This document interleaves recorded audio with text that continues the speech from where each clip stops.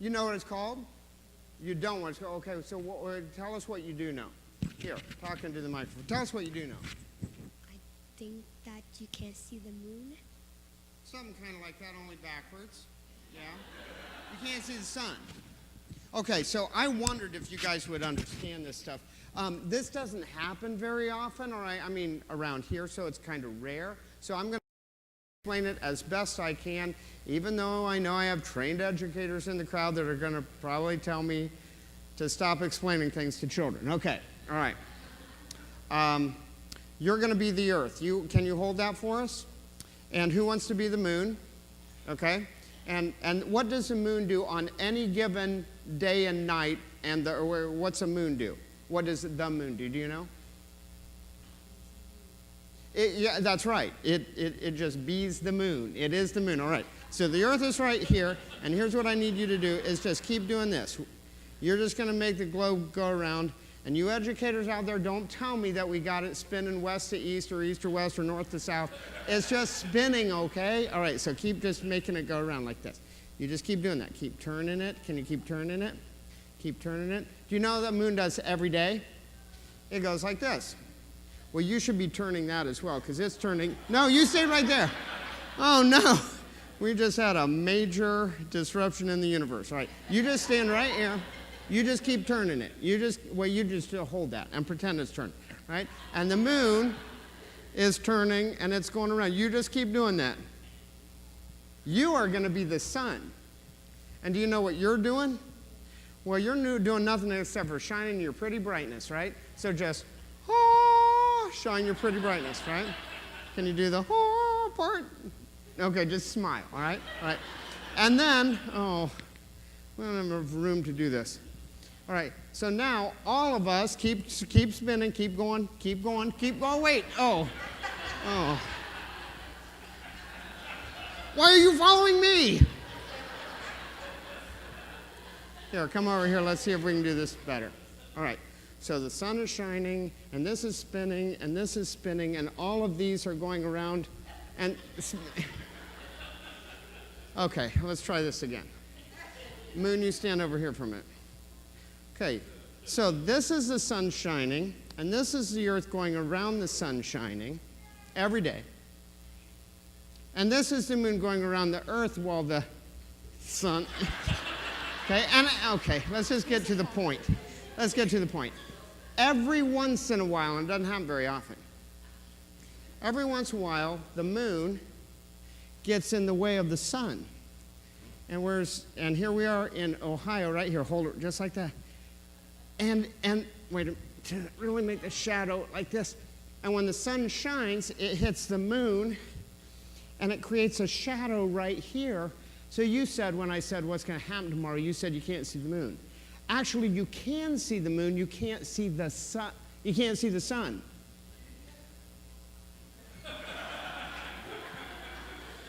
You guys have another song that you can play, because you got to rescue me here. Here's the problem, though. You really can see the sun. It looks like you can't see the sun. Like, if you guys would go out of church today and look up in the sky and stare at the sun, what would happen?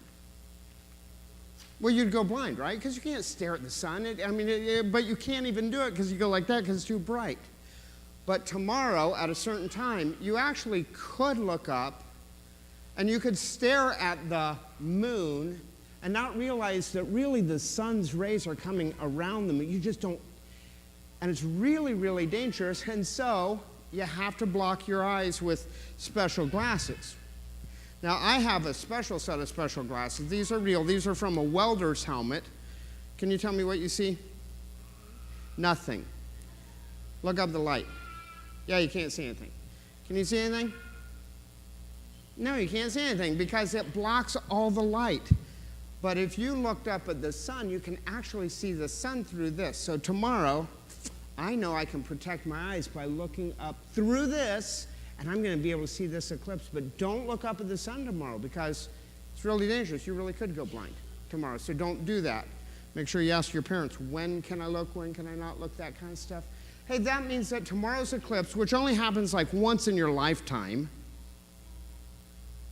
is really, really dangerous. I mean, like, Am I boring you? You're yawning. It's really, really dangerous. I think, do you have a cell phone? Can we call the president and tell him we shouldn't have the eclipse tomorrow? Can we call the Queen of England or somebody that has power and tell them, don't let this happen tomorrow? No. See, we can't stop it. It's going to happen tomorrow. Nobody can do anything to stop it. It's going to be cool, but it's really dangerous at the same time. I think we should stop it. We can't. You know why? Because the president isn't in charge of this. Neither is the Queen of England. Neither is anybody else. None of us can do anything about it because who's in charge of the eclipse? God is. Yeah, Jesus is. Which means, if you think about this, God is, oh, the moon just fell. God is more powerful than the president, than the Queen of England. God's more powerful than any of us. And he's created this really amazing thing, and we get to enjoy it. We just have to enjoy it carefully. I want to thank God for his power, because he's more powerful than you, or even you who can hold the entire world in your hands. All right, so can we huddle up? Let's huddle up. Let's thank God for his power, and then I'll take my solar system back from you. God, I thank you that you are a powerful God. Just in what you create, you're more powerful than we are. And I thank you that tomorrow there is going to be this eclipse phenomenon, kind of a once-in-a-lifetime thing that we get to experience. Please help us to remember that you're the God that created the solar system. And you're the God that created us. And your power is poured out to us in love. And I thank you for that. Thank you for dying on the cross for our sins, and for making us your people. And thank you for children who help me explain things. Amen. Thank you, guys.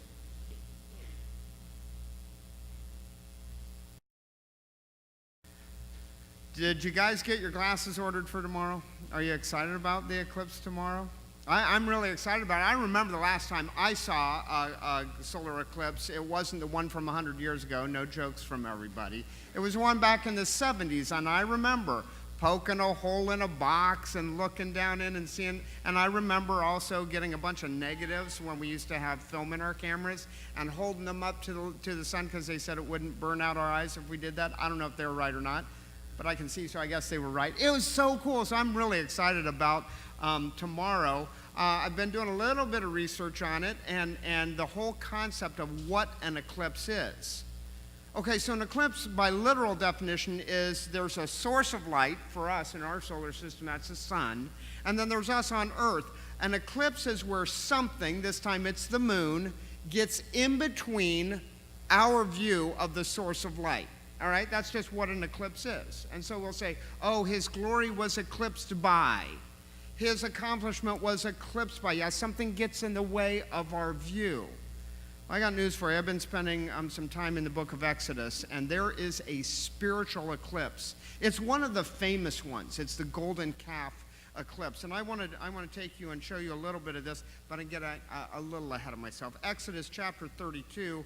I want to show you just a little bit of background, and then I'm going to show you this eclipse and see if this doesn't make sense to you, all right? So in Exodus, let's go to Exodus chapter 24. So Moses has been talking with God, and Moses comes down from the mountain having had a one-on-one with God, and Moses says, here's what God told me. Here's how we're going to run the world. Here's how we're going to operate as a nation before God. And Moses lays it out to the people, and it's not easy. It's very demanding what God has for them, but at the end of it, if you look at Exodus chapter 24, verse 3, when Moses went and told the people all the Lord's words and laws, they responded with one voice. Stop right there. I just read it. It just bounced off your head like it bounces off mine. No, really. So Moses calls together the whole nation. And he says, look, the way of God is a hard way. He's got a lot of rules for us. It's for our own good, but they're really hard. And with one voice they say, verse 3, everything the Lord has said, we will do. That's Exodus chapter 24. Can you turn a couple of 3 pages? Go over to Exodus chapter 32. It's not too many days later. Moses has just said to the nation of Israel, this is what God wants for us, and it's a good plan, but it's a hard plan. And they hear it, and they like it, and together as one voice, everything the Lord has said, we will do. And then Moses heads back up to the mountain to talk to God, takes some of the elders with him. They camp out down low. He goes on up, and Moses has like a one-on-one relationship with God. And the people, these people who with one voice in chapter 24 said, we're in 100%. They wait for Moses to come back. They're excited for Moses to come back, I think, because they've just seen the light. They've seen the sun. And so they wait, and he doesn't come for a day, couple days, a week, a couple weeks, 3 weeks. You know this story. This was flannel graph material when you were in Sunday school as a kid. 40 days go by, and Moses doesn't come back.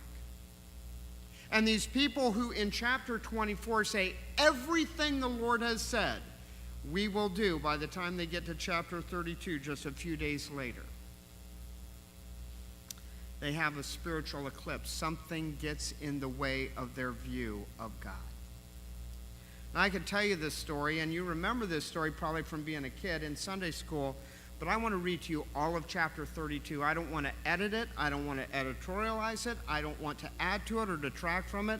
I want you to get the whole story, and I'm not going to preach the whole story. I'm going to read the whole story, and then I'm going to point out a couple of things, all right? Exodus chapter 32. When the people saw that Moses was so long in coming down from the mountain, they gathered around Aaron and they said, come, make us gods who will go before us. As for this fellow Moses who brought us up out of Egypt, we don't know what has happened to him. Aaron answered them, take off the gold earrings that your wives, your sons, and your daughters are wearing and bring them to me. So all the people took off their earrings and brought them to Aaron. He took them, what they handed to him, and he made it into an idol cast in the shape of a calf, fashioning it with a tool. Then they said, these are your gods, O Israel, who brought you up out of Egypt. When Aaron saw this, he built an altar in front of the calf and announced, tomorrow there will be a festival to the Lord. So the next day the people rose early and sacrificed burnt offerings and presented fellowship offerings. Afterwards they sat down to eat and drink and got up to indulge in revelry. Then the Lord said to Moses, go down, because your people whom you brought up out of Egypt have become corrupt. They have been quick to turn away from what I commanded them, and they have made themselves an idol cast in the shape of a calf.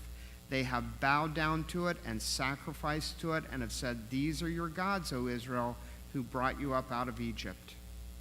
I have seen these people, the Lord said to Moses, and they are a stiff-necked people. Now leave me alone, that my anger may burn against them, and that I may destroy them. Then I will make you into a great nation.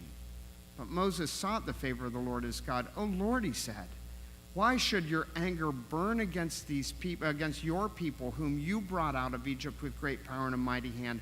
Why should the Egyptians say it was with evil intent that he brought them out, to kill them in the mountains and to wipe them off the face of the earth? Turn from your fierce anger, relent. Do not bring disaster on your people. Remember your servants Abraham, Isaac, and Israel, to whom you swore by your own self, I will make your descendants as numerous as the stars in the sky, and I will give your descendants all the land I promised them, and it will be their inheritance forever.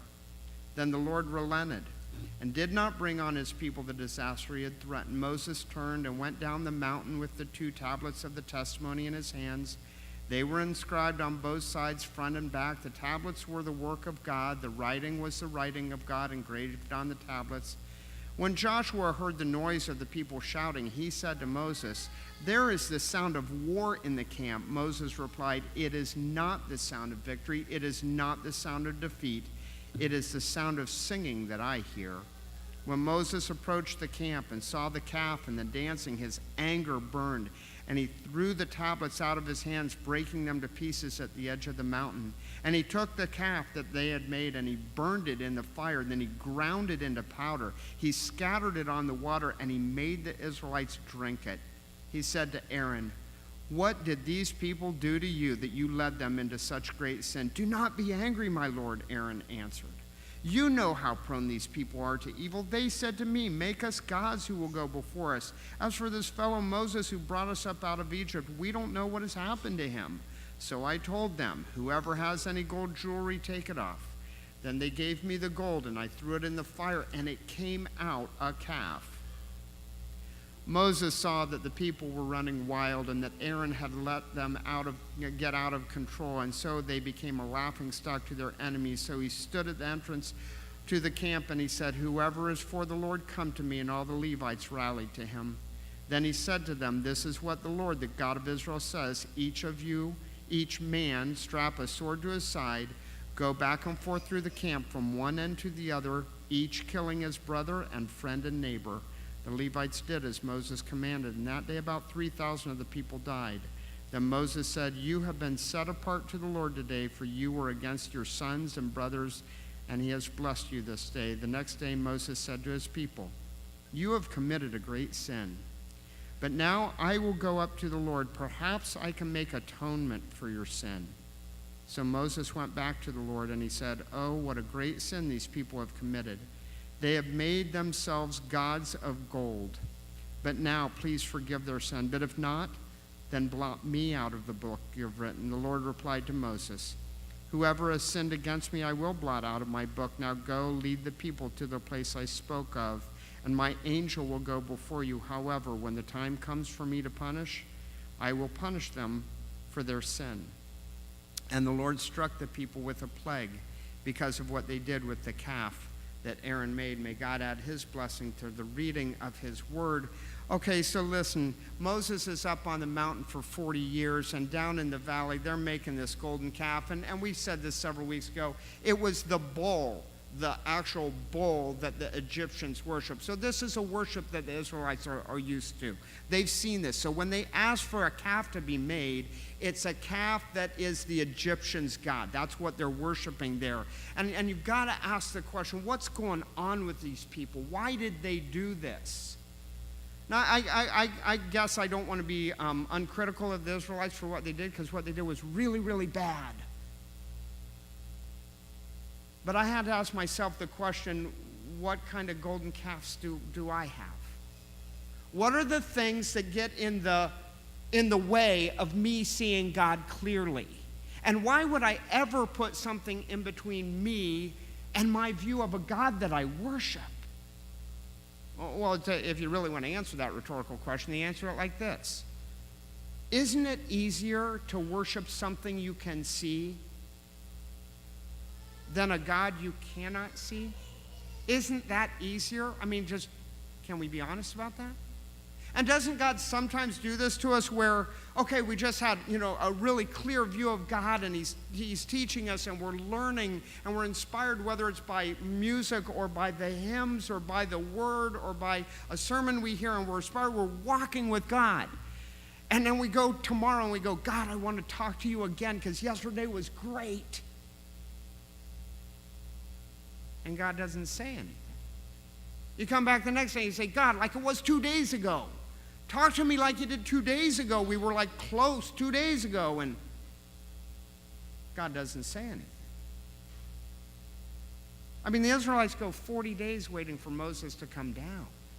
And he doesn't come back. And though they were, in chapter 24, willing to swear loyalty to him 100%, it has been a month and a half. Let's be honest about it. It's easy when you keep looking up for the sun and the sun just isn't there. It's easier to worship what you can see than what you cannot see. I think that's part of what happens to these people. But I want you to notice their solution. Their solution is a bad solution.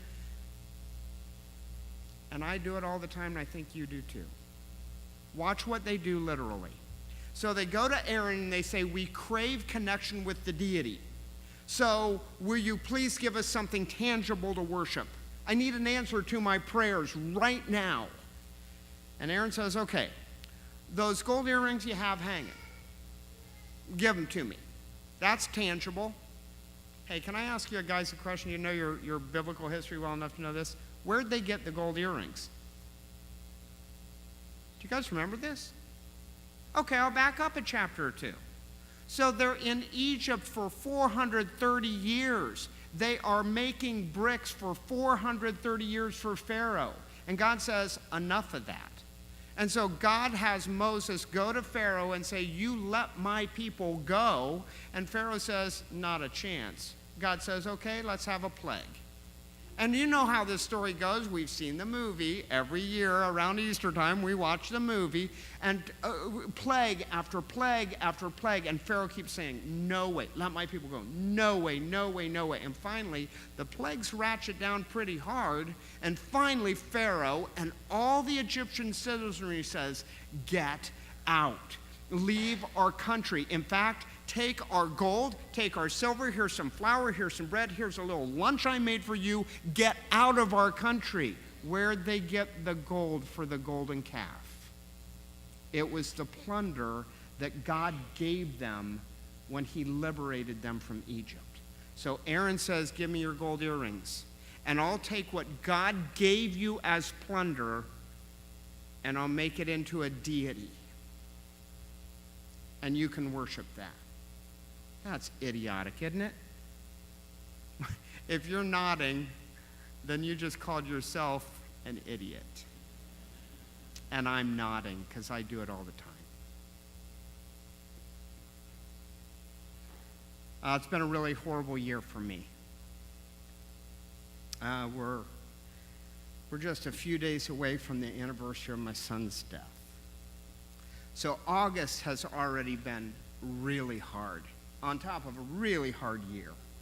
And now as I read my journal from a year ago, I didn't know that we were days away from my son's death, but I'm reading, took Vinny back to college. He's starting his senior year.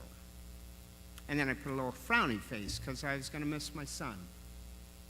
That's what I'm reading in my journal day after day after day. August is tough for us.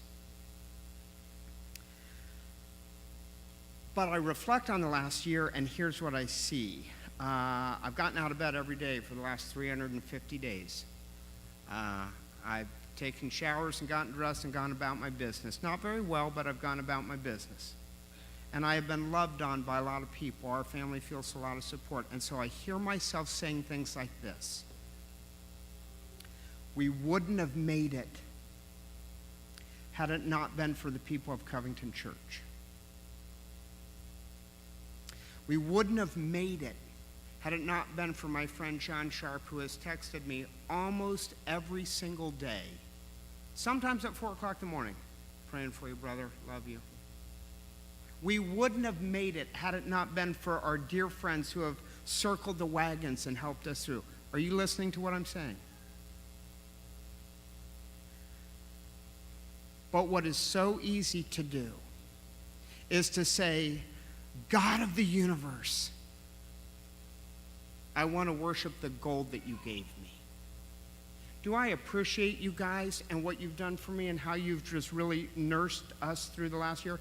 Yes. But listen to what I say. I wouldn't have made it through this last year had it not been for my golden calf. Instead of, I wouldn't have made it this past year had it not been for God, who sent me a supportive congregation. You see the subtle difference there? Okay, that's my story, but what's your story? See, we all do this. Oh, we're a little tight on money. The budget's so hard, so what do? Oh, God, will you please give me some overtime? Give me a raise, whatever. Give me a part-time job that can supplement my income. And God pours that blessing on us. And 6 months later, people say, you were really struggling. I remember about 6 months ago. How'd you get through that time? You say, I have the best boss in the world. He would always come to me and give me overtime. Wait a minute. You prayed to God. You didn't pray to your boss. It's so easy to do what the Israelites did, and we worship the blessing that God sent instead of the God who sent it. It's so easy to do that. You get a bad diagnosis, and we've had a lot of people that you know and that I know, and they hear those horrible words from the doctor, this doesn't look good. There is no treatment plan that's going to solve this one. I am so sorry. And then your doctor goes and he reads articles and he confers with his colleagues and they say, there is an experimental treatment we could try. And that was 7 years ago and you're still here. And when people see us, they say, I thought you were given a terminal diagnosis. I was, but I have the best doctor in the world. And we worship the earrings that make the calf instead of the God who gave us the gold that we then use to adulterate ourselves. Don't we do this all the time? It's so idiotic. Well, the story isn't good. I mean, we read the whole chapter because I wanted you to get it. It gets pretty tough. I want you to see that we've got to come to terms with our sin. I mean, what Moses says to his people in verse 30, the next day Moses said to his people, you have committed a great sin. There's no healing before we come to the point where we say, hey, I need to take my sin seriously. I didn't even mean to start worshiping the golden calf, but I have been worshiping the golden calf. I need to thank God for being my salvation, not who God sent to help me through this time. You got to come to terms with your sins, but then you have to come to terms with this. In chapter 32, verse 2, God says to Moses, this is going to be a tough judgment. Listen to this in verse 2 of chapter 33. I will send an angel before you, Israel, to drive out the Canaanites and Amorites and Hittites, Perizzites, Hivites, and Jebusites. Go up to the land flowing with milk and honey, but I will not go with you. God's going to send an angel to do it, but God's not going to walk with them. That's pretty tough punishment, right? They're used to God hanging out with them, and now God says, I'm not going to totally abandon you, but I'm not going to walk with you guys anymore. Moses gets down on his face before God, and if you turn the page, I just want to give you a glimpse of redemption. In chapter 32 through to 34, Moses gets down on his face before God, and if you look at verse 5, listen to what happens. Then the Lord came down in a cloud, and he stood there with Moses, and he proclaimed his name, the Lord. And he passed in front of Moses proclaiming, this is the word of God about God. God is talking about himself, and he says this, the Lord, the compassionate and gracious God, slow to anger, abounding in love and faithfulness, maintaining love to thousands, and forgiving wickedness, rebellion, and sin. After the golden calf, after they saw the eclipse and they gave love to something they had made, even after that, God says, look, you guys are pushing all of my buttons here. But I'm a God who loves you more than your sin. And I'm a God who's deep with compassion. And I'm a God who I will punish you for your sin. But I'm a God who redeems even after adulterous failure. This one was a tough one for me, because I want to criticize these Israelites and say, what are you thinking? You made the stinking cow. How can you make something with your hands and then say, I bow down to you, your deity? And just about the time I saw it as completely idiotic, then I realized I do the same thing all the time. But the bottom line is this. Chapter 34 is still in the future, right? The compassionate God, the long-suffering God, the God who does walk with Israel and talk to them face to face. That even comes after the golden calf. So if you have to identify, yeah, you got a golden calf, it might have a mortgage with it, it might have a title to it, it might have car keys to it, it might be those cookies in that cookie jar that you go to for comfort. Whatever it is, God has redemption on the other side of that for you, and forgiveness, because that's the kind of God we have. And may he add his blessing to both the reading and the explanation of his word.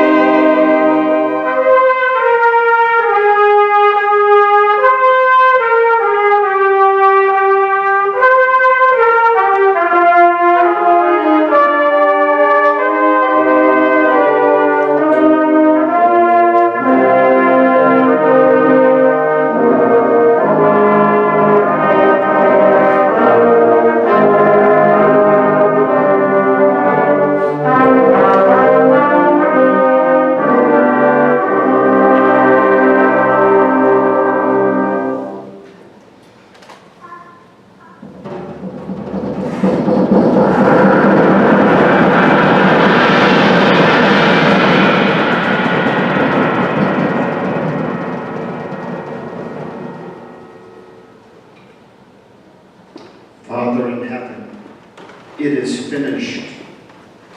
Into thy hands I commend my spirit.